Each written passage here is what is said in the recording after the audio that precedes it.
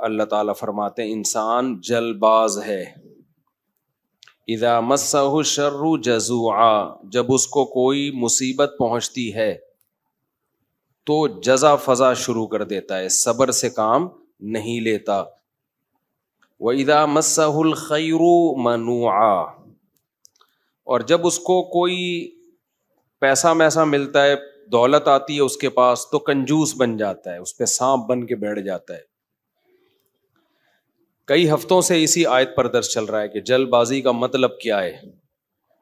جلد بازی کا مطلب یہ ہے، اس پر میں نے کئی دفعہ بیان کیا نا پورا، کہ ہمارے سارے فیصلے اکثر جلد بازی میں ہوتے ہیں. نبی صلی اللہ علیہ وسلم کو 2 صفات بہت پسند تھیں، الحلم برداشت اور سوچ سمجھ کے فیصلے کرنا. طلاقیں جلد بازی میں ہوتی ہیں، مار دھاڑ جلد بازی میں، بہت سارے کام ہمارے جلد بازی میں ہو. کسی کے بارے میں رائے جلدی قائم کر لیتے ہیں، کسی کو اچھا کہنے میں بہت جلدی کرتے ہیں، کسی کو برا کہنے میں بھی بہت جلدی کرتے ہیں. تو اسی طرح جو شخص بھی جس کی دل میں کوئی خواہش پیدا ہوئی، اس خواہش کو فوراً پوری کرنے کی کوشش کرنا، یہ بھی کیا ہے؟ جلد بازی. آپ سوچ تو لو بھائی یہ خواہش پوری کرنے سے آپ کو فائدہ ہوگا نقصان ہوگا، کہیں لت تو نہیں پڑ جائے گی آپ کو، نشہ ہے، دل چاہتا ہے، لوگ کر لیتے ہیں بھائی، اس سے تو آپ تباہ و برباد ہوتے چلے جاؤ گے. تو جو خواہشات کا غلام ہوتا ہے وہ جلد باز ہوتا ہے، اور جو مستقبل سامنے رکھ کے زندگی گزارتے ہیں ان کی طبیعت میں جلد بازی نہیں ہوتی، ہمیشہ وہ کامیاب ہوتے ہیں. تو یہاں بھی اللہ نے کیا فرمایا کہ جلد بازی کی ایک مثال اللہ نے بیان کی ہے. وہ مثال یہ ہے، اذا مسہ الشر جزوعا، جب کوئی مصیبت پہنچتی ہے نا، ہونا یہ چاہیے مصیبت میں انسان کا دل کرتا ہے ہلڑ بازی کا، ہاں ہو چیخو پکار، ادھر ادھر ڈپریشن ہوتی ہے اس کو. تو جو دل کر رہا ہے وہ آپ کرنا شروع کر دو، اس پہ کنٹرول نہ کرو کہ بھئی اس کا کوئی فائدہ ہوگا یا نہیں ہوگا. ایسا تو نہیں کہ میرے اس ری ایکشن سے فائدے کے بجائے الٹا اور زیادہ نقصان ہو جائے. تو اللہ کہتے ہیں جلد باز آدمی کیا کرتا ہے، وہ یہ نہیں دیکھتا، وہ بس اپنی خواہش کو پوری کرنے میں لگا ہوتا ہے. غم پہنچا ہے تو اس غم کو ہلکا کرنے کے لیے جو مرضی اسے کرنا پڑے وہ کر گزرتا ہے. اس کی مثال ایسے ہے نا، آپ نے دیکھا ہوگا ایک کہیں کوئی واقعہ ہو جائے نا، کوئی دھماکہ ہو جائے، تو جو انویسٹیگیشن کے لیے لوگ وہاں جاتے ہیں وہ کہتے ہیں ہمیں سب سے بڑی مصیبت پتہ ہے کیا ہوتی ہے؟ وہاں عوام جو احتجاج شروع کر دیتی ہے، اس سے کیا ہوتا ہے کہ وہاں جن لوگوں نے کچھ کاروائیاں کی ہے نا ان کے ثبوت مٹ جاتے ہیں. ہونا یہ چاہیے، پوری دنیا میں ہم نے ایک اصول دیکھا ہے، جہاں کوئی ایکسیڈنٹ ہو، کوئی واقعہ ہو نا، فوراً وہ روک دیتے ہیں، پورا ایک گھیراؤ میں لے لیتے ہیں کہ انویسٹیگیشن کرنے تو اس میں غلطی کس کی ہے تاکہ اس کو سزا ملے. ہمارے یہاں کیا ہوتا ہے کہ پتہ ہی نہیں چلتا کہ غلطی کس کی ہے، اتنا کراؤڈ اکٹھا ہو جاتا ہے، اتنی عوام دائیں بائیں آگے پیچھے، جس کو پکڑ کے پبلک کوٹنا شروع کر دے تو بس وہی مجرم ہے. یعنی جس کو پہلے تھپڑ لگ گیا نا سمجھو وہ کیا ہے، بس اسی نے کیا ہے. بہت کچھ الٹا پلٹا ہو جاتا ہے. تو وجہ کیا ہے بھائی؟ اپنے احتجاج فوراً کر لینا کسی بھی چیز پہ، سوچے سمجھے بغیر الزام ڈال دینا کسی کے اوپر. کئی سال پرانی بات ہے، کیس ہمارے سامنے آیا کہ ایک لڑکی کے نمبر پہ کہیں کوئی مس کال آ گئی. یہ گاؤں میں واقعہ ہوا تھا. اب غیرت مند بھائی تھا، اس نے دیکھا یہ کون ہے، دیکھا کسی لڑکے کا فون ہے، پہلے سے اس لڑکی کے بارے میں کسی نے اس کا دماغ، بہن کے بارے میں دماغ بھرا ہوا تھا، ہوتے اس نے کیا کیا، اس کو گولی مار دی. اب بہت پرانا قصہ ہے تو ابھی مجھے تھوڑے سے اس کے آثار باقی رہ گئے دماغ میں، پورا قصہ مجھے یاد نہیں ہے. بعد میں انکوائری کی پتہ چلا کہ جی یہ لڑکی بالکل بھی انوالو نہیں تھی، جس بندے نے کی ہے وہ گڑبڑ کرنے کی کوشش کر رہا تھا. تو اب کیا ہوا ہے کہ اچھی اس کو پتا چلا کہ یار میری بے گناہ بہن کو میں نے مار دیا، ٹینشن میں اتنا گیا ہے کہ اپنے آپ کو بھی مار دیا. پہلے ایک جرم کیا، ٹینشن سے انکوائری پوری کی نہیں ہے، بھائی پہلے غور تو کر لو, تجزیہ کر لو, کوئی بھاگی تو نہیں جا رہی, دیکھ لو. اور اگر مس کال آئی بھی ہے, کوئی آپس کا ریلیشن بھی ہے, تو اس کا یہ مطلب تو نہیں ہے نا کہ گولی سے ہی اڑا دو. اس کی اسباب پہ غور کرو, اس کی وجوہات پہ غور کرو. پہلے جلد بازی میں ایک کام کیا, ایک بے گناہ کو قتل کیا, اب جلد بازی میں ایک اور گناہ کر لیا, اپنے آپ کو بھی مار دیا. تو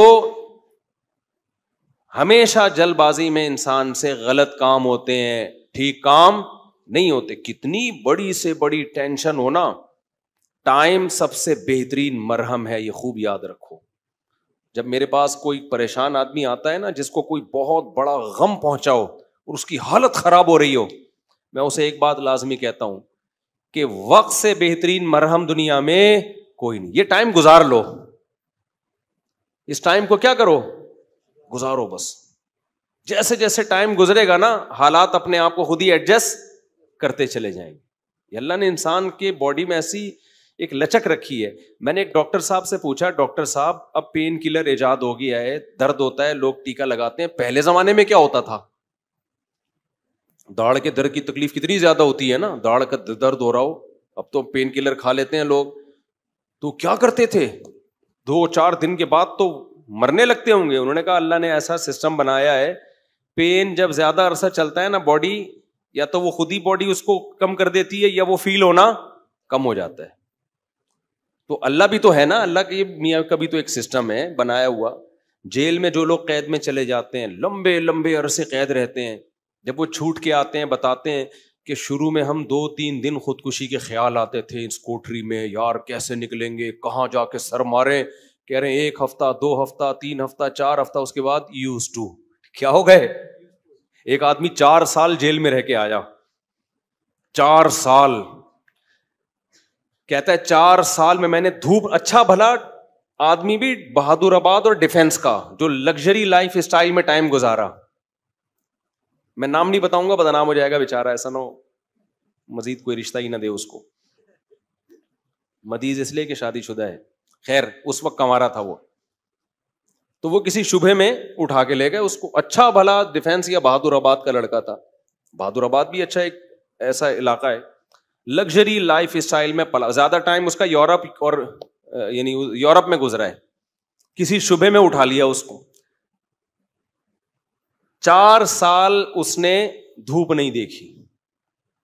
کہہ رہے میں جب اندر گیا ہوں نا, ایک پپو فیملی کا, برگر فیملی کا بچہ اندر گیا تو کیا حال, لیکن کچھ چیزیں سنی ہوئی تھیں, علماء کی تقریریں, کچھ صبر سے متعلق, کچھ ایک کہ بھائی جب مصیبت اللہ کی طرف سے آتی ہے اس میں اجر اللہ کی طرف سے. بھائی قصور تو نہیں تھا اس کا, اب یہ تو اللہ کی طرف سے مصیبت ہے. نبی صلی اللہ علیہ وسلم نے فرمایا ایک کانٹا بھی چبھتا ہے نا اس پہ بھی اجر ملتا ہے. اللہ تھوڑی غافل ہے, ہر چیز آزمائش ہے ہمارے لیے. خوب سمجھ لو, اتفاق سے کچھ بھی نہیں ہو رہا. یہ جو ہم سمجھتے ہیں نا بائی چانس ایسا ہو گیا ہے, یہ ہمیں دیکھنے میں ایسا لگ رہا ہوتا ہے, ورنہ بائی چانس کچھ بھی نہیں ہوتا. جو کچھ ہو رہا ہے اللہ کے ارادے سے ہو رہا ہے. خوشی بھی پہنچ رہی ہے اللہ کے ارادے سے, غم بھی پہنچ رہا ہے اللہ کے ارادے سے. تو نبی نے فرمایا کہ جس کو خوشی پہنچتی ہے نا مسلمان کو, کافر کو خوشی پہنچتی ہے کہتے بائی چانس, یہ ہو گئے میری لک ہے, وہ لک کہتا ہے اس کو, لک ہے. ایک دفعہ میں ایک ڈاکومنٹری دیکھ رہا تھا, یہ جو کروڑوں اسپم ہوتے ہیں نا جو ماں کے رحم میں جاتے ہیں, جن میں سے ایک کو اللہ سلیکٹ کرتے ہیں انسان بنانے کے لیے. تو ڈاکومنٹری میں کسی گورے نے لکھا ہوا تھا کہ آئی ون دس میچ, یعنی کروڑوں خربوں میں یہ میچ جیت گیا. ٹھیک ہے, او بھائی تو نہیں جیتا ہے, یہ سلیکشن کس کی ہے؟ اللہ کی ہے. وہ کہہ رہے ہیں بھی بائی چانس ہو گیا کہ میں پیدا ہو گیا. بائی چانس کوئی بھی نہیں ہوتا, سب کس کا ارادے سے ہو رہا ہے؟ اللہ کے. اللہ نے تجھے پیدا کرنے کے لیے کمبخت سلیکٹ کیا ہے, اور اللہ پھر کہہ رہے ہیں نحن خلقناکم, ہم نے تمہیں پیدا کیا, ہمارا احسان ہے, تو اب اس احسان کا بدلہ دو. تو جہاں آپ یہ کہیں گے نا اتفاق سے ایسا ہو رہا ہے, وہاں خوشی پہ اتراؤ گے بھی اور غموں پہ ٹینشن میں بھی آؤ گے. یار کیوں ہو گیا میرے ساتھ؟ اچھا ہٹلر کتنا روتا رہتا آخری عمر تک, تبھی پھر وہ خودکشی کر لی اس نے کہ یار 1 ہفتہ پہلے میں رشیا پہ اٹیک کر دیتا, ہاں یار کتنی بڑی غلطی ہوئی ہے مجھ سے. وہ کہتے ہیں ایک ہفتہ پہلے اٹیک کر دیتے نا تو رشیا کا نقشہ کچھ اور ہوتا. وہ ایک ہفتہ رہ گیا, پتہ نہیں پولینڈ ولینڈ کے کس کے چکر میں رہ گیا, تو وہ رشیا نے اٹیک کر کے اس کی ایسی کی تیسی کر دی. تو روتا رہتا تھا وہ.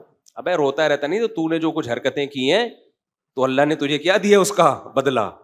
خیر, تو توبہ کر لیتا. مسلمان ہوتا تو کیا کہتا, یار اللہ کی طرف سے چپت لگ گئی ہے میرے, اب توبہ استغفار کر لو. اور توبہ ایسی خاندانی چیز ہے یار, کچھ بھی ہو جائے. ہٹلر مسلمان ہوتا, کہتا میں نے ہزاروں لاکھوں انسانوں کو قتل کر دیا, بند کمرے میں جا کے گڑ گڑا لیتا اللہ سے, معاف کر دے اللہ.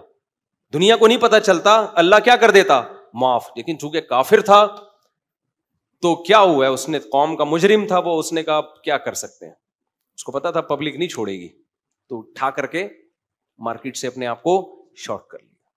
انجام بھی برا, زندگی بھی بری. مسلمان کی زندگی بری ہو, کم از کم انجام اچھا اس کے اختیار میں ہوتا ہے. یار اللہ کو منا لو. اللہ کہتا ہے 100 انسانوں کے قاتل کو بھی میں بخش دوں گا. خیر میں وہ واقعہ سنا دوں میں.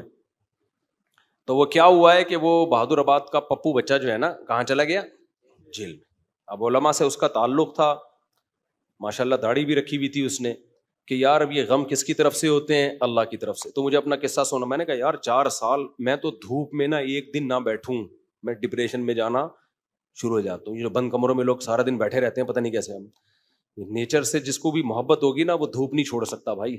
بکریاں مرغی انڈے نہیں چھوڑ سکتا, دھوپ نہیں چھوڑ سکتا. وہ بکریاں مرغی تو چلو زیادہ ہو گیا, لیکن دھوپ نہیں چھوڑ سکتا وہ. تو میں نے کہا 4